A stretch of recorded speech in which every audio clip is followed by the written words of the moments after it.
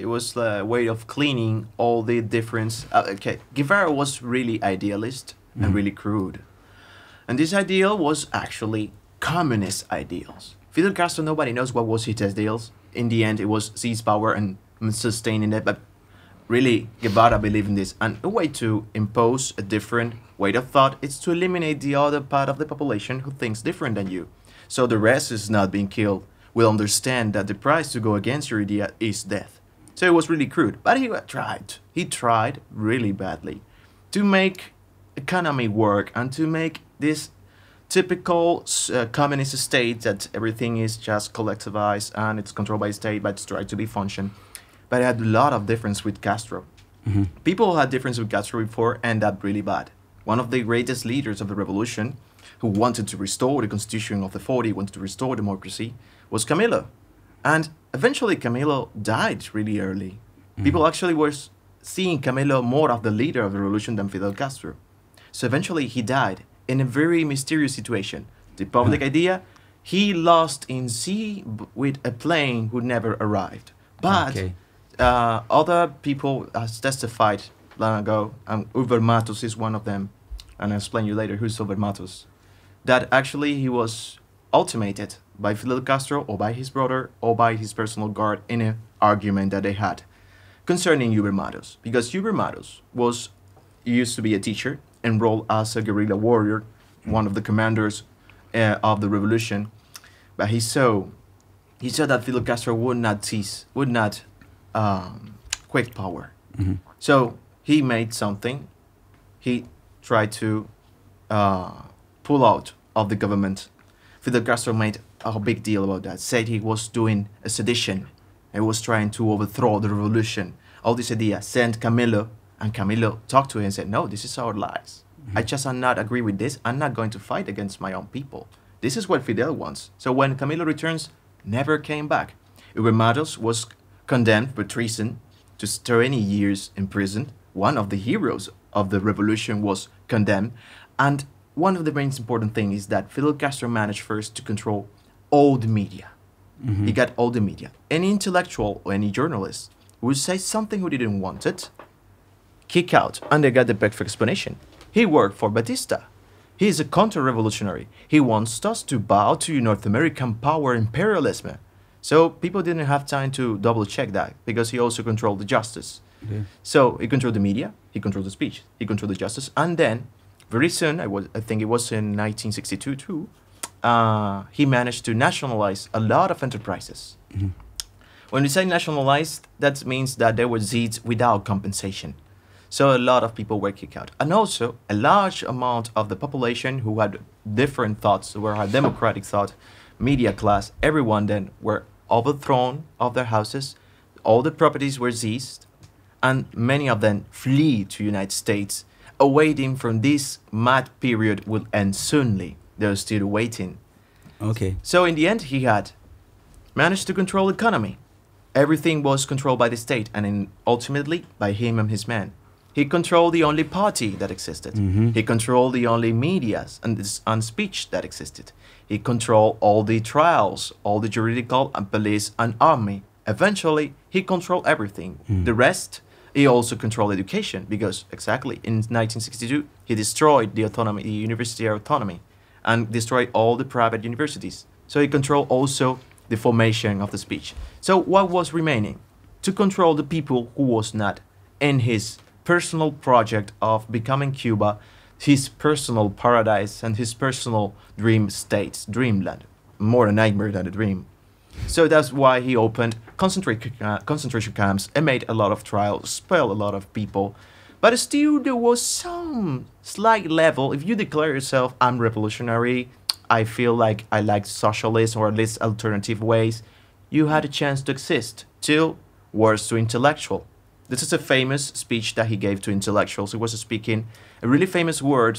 It was everything in the revolution, nothing against the revolution, which remembers us to people like Mussolini, who said everything with the state, nothing against the state. So he has this reference that if you double cross, you see that's not exactly his idea, but it was handed to him, and the intellectuals got the message.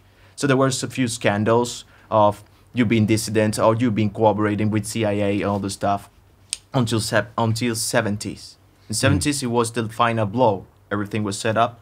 He tried to use collectivization. He tried to use collectivization with the industry of sugar.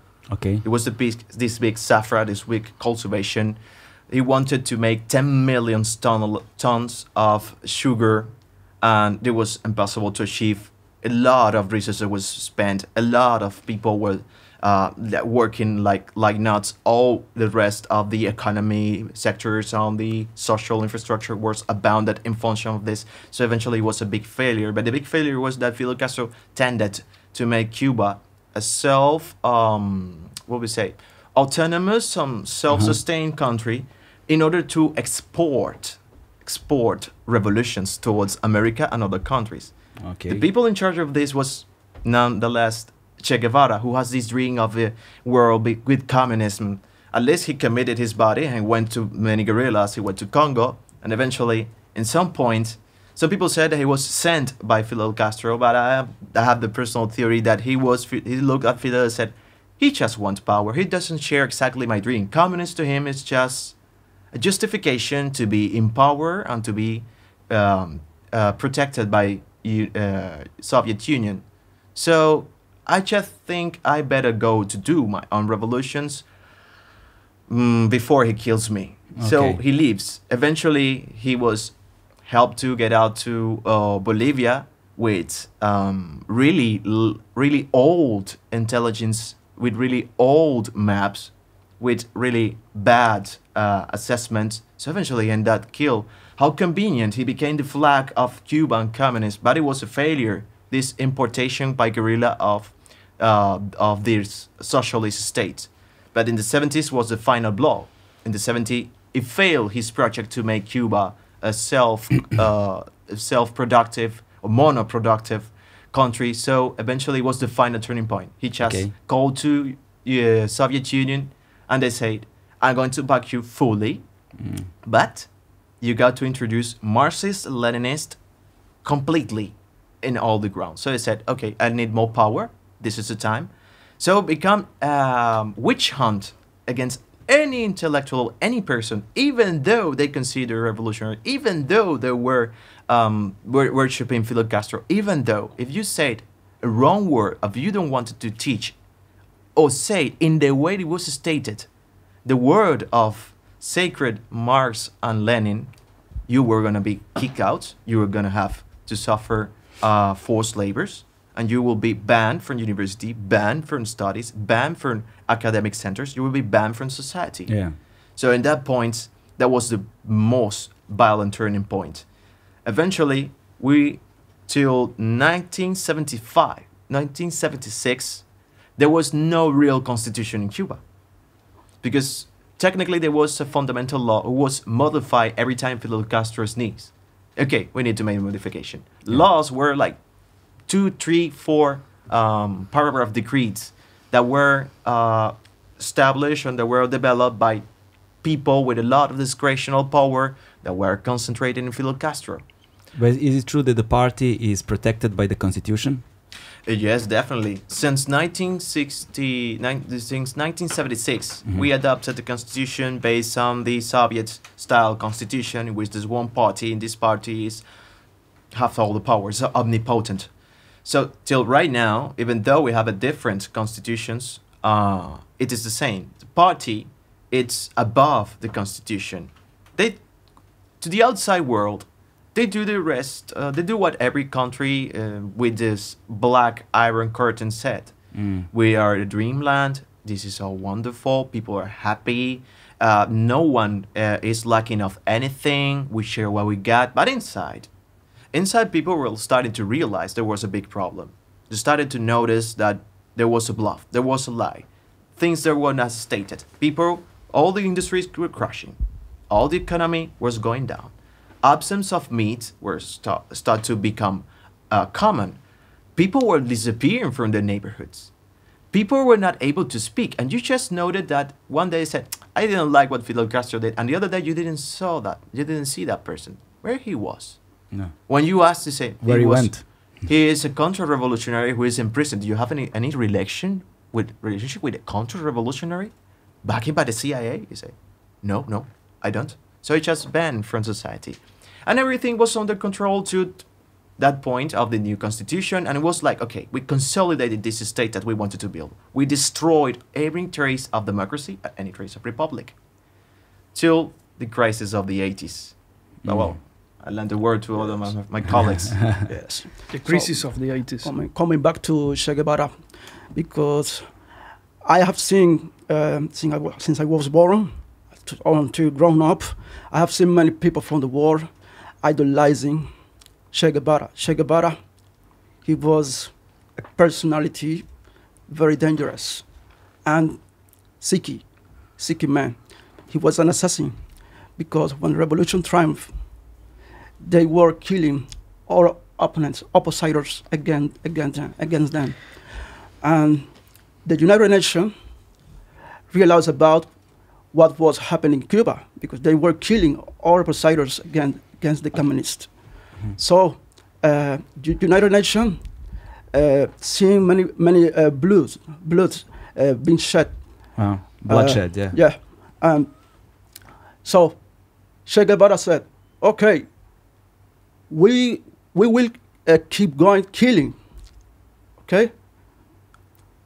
We will keep going killing. We will keep Literally, killing. literally, he said in the Exactly. in front of the United Nations, he said, "We kill, and we go to keep killing people Keep killing people. Yes. against the revolution because we don't allow people that think against revolution because revolution is the best Okay, for the people. Yeah. So they choose for us.